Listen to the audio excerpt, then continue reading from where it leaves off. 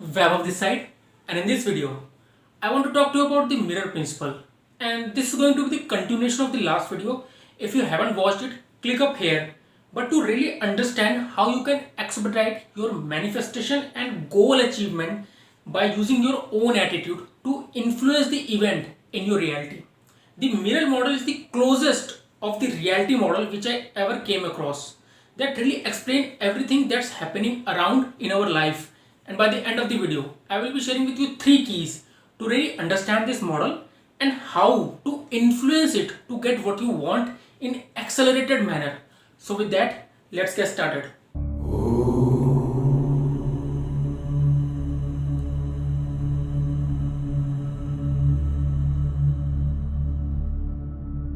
Before I begin, I want to take a minute to announce that I am doing a free giveaway of my book Reality Bending. If you want to enter into the competition to win it, just make sure you subscribe to the channel and comment Reality Bending in the comment section. And every single Thursday, I am going to pick 5 lucky winners to give my book completely free in the ebook format. And with that, let's get started with this video. So today we are going to talk about the mirror principle. I know it's not that you stand in front of the mirror and say, I am happy, I am confident, I am worthy. It's not about that. It's about understanding the subtleties and elementary principle of reality. Why certain event occurs the way they do, and how to really look at all of those by taking a step back and be able to influence these events the way we want.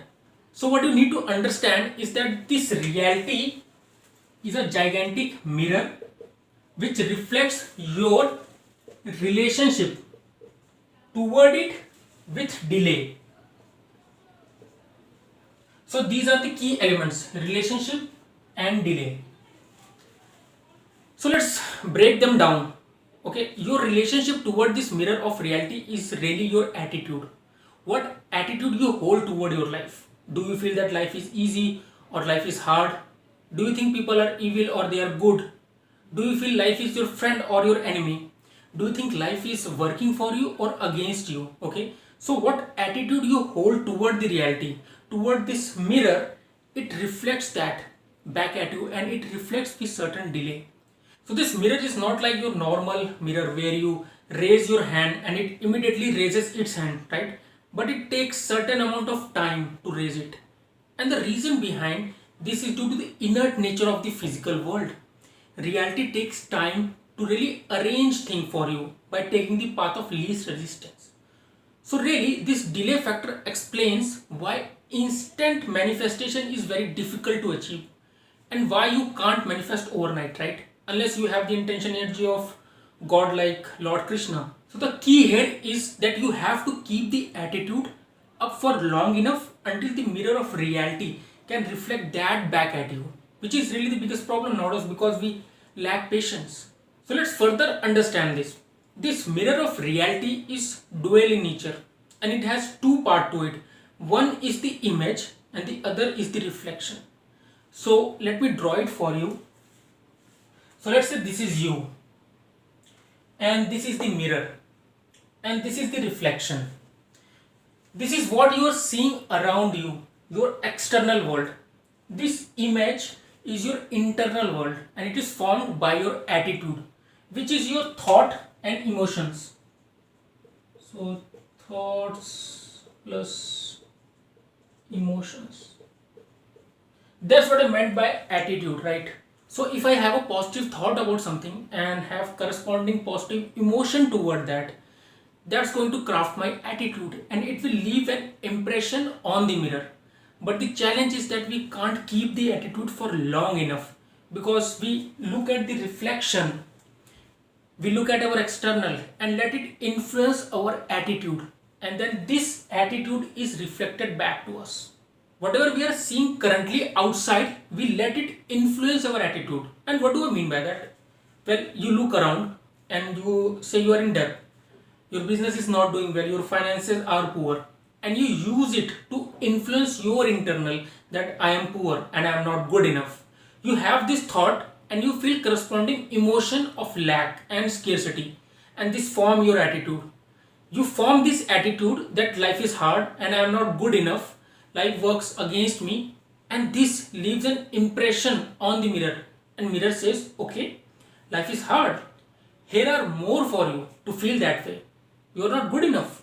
Take more instances where you are not good enough. You are poor. Here are more losses and reason to feel poor. This mirror is totally neutral. It doesn't care the nature of your attitude. It doesn't care if it's positive or negative. It just reflects it back. The more negative you are, the more negative you are going to see. The more positive you are, the more positive you are going to see.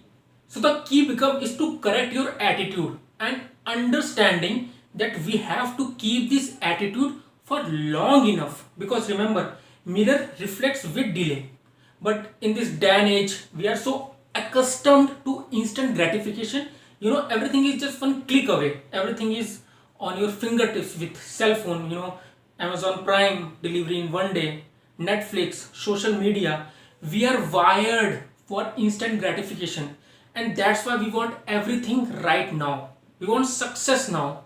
We want a good life, a great life now.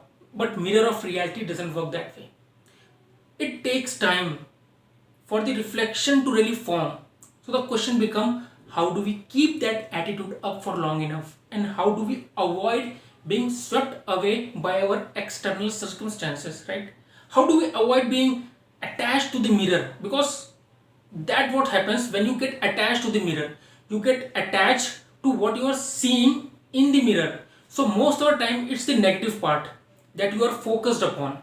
Because you're so accustomed to focusing on the negative, your mind is wired to look for the negative. Your reticular activating system, your RAS, is programmed to focus on the negative. It keeps filtering for it. You are seeing reality with these lenses that you have put on. So it's time now to put these lenses off. Put on the new lenses. Put on the positive lenses. So the question becomes, how do we do that? And that's we will cover in the keys. But before we jump onto that, I want to talk about the belief system, right? Because what belief system you have subscribed to usually determine your attitude, because these beliefs are the hidden culprit that keep you stuck whenever you try to form a new worldview or new attitude. And if you want to know the detailed process how beliefs are formed and programmed in your mind, and how to override old belief into the new, click up here. I have created a detailed video on that. But just to give you an overview, it initially comes as an opinion, a thought. Someone says something to you as an opinion, as a thought, and when you start charging that thought with emotion, it starts becoming a belief. And when it is a belief, your RAS, your reticular activating system, get programmed by it. And what it really does is that it starts filtering for the proof or confirmation for this belief. And when your mind finds enough confirmation supporting that belief, it eventually evolved into conviction. And conviction is something which we never question. This conviction becomes your self-fulfilling prophecy, kind of like gravity. We never question the gravity, we just accept it as conviction. Okay, just like that, there's a lot of different belief and a lot of different conviction that aren't serving you. Your worldview isn't serving you, right? So let's discuss the three keys on how to change those so that you can keep your attitude up for long enough. So key number one is to create a new worldview. Create a new worldview for yourself. Redefine how you perceive the world around you. How do you relate to the life in general, which will govern how this mirror will reflect back, how this mirror will react. Okay, so let's suppose your new worldview is that my life is great, my reality works for me, it always takes care of me. It's not just enough to say these, because without emotions, without feeling, they are just the empty words. When you truly realize them to be true for you, then it becomes your belief and your conviction, which is really the goal. So how do we do that? That is the key number two, which is strengthening this with confirmation. How do we know that gravity exists? It's because we experienced it. We feel the effect of it every single day. If I drop this marker, it will fall in the ground, right? So you need to strengthen your new worldview by confirmation. This is the absolute key.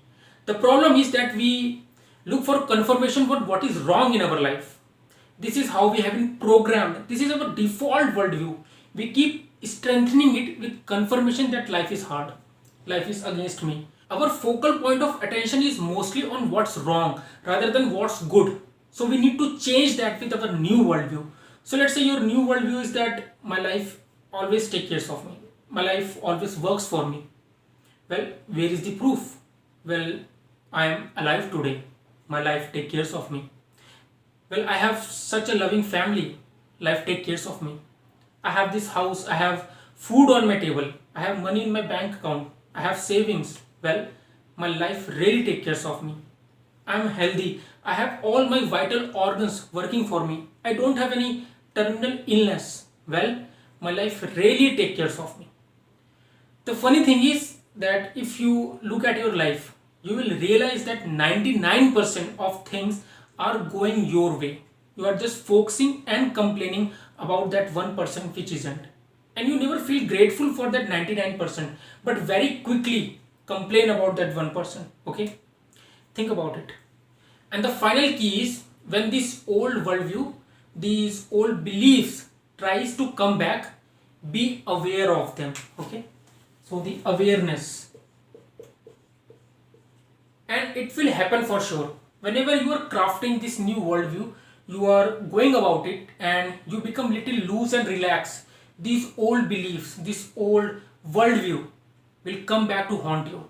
And when this happens, you will feel anxiety, you will feel fear, and you will be like, oh, it's all rubbish, life is working against me. Don't do that. But rather become aware of this old belief and question them. What really happens is that when we feel anxiety, when we feel fear, we try to distract ourselves, and we try to push these beliefs away. We go to the social media, we start scrolling through our mobile phone. But when you do that, you have just temporarily avoided it. It will come back and catch you later on when it's even more powerful, right? So rather than avoiding them, you question them. You question your old belief. I am not good enough. Well, how do I know that? Where is it coming from? How do I know it's true? Rather than you being swept away by this old belief, you use those moments as a trigger to become more conscious, become more aware, and investigate them. When you look at this belief rather than looking as these beliefs, they start to dissolve. When you step back and observe them and question them, they no longer controls you. So investigate them, look at them as a third person and question them like, wait a second, is this really true? Where does this come from? Why does this happen? Wait, this isn't real. This isn't true. This is not necessarily true, right? And with that, I'm concluding this video. I genuinely hope that this information has been useful to you. Make sure that you subscribe to the channel and comment reality bending to win my book for free. Thank you so much for watching, and until next time, much love and peace.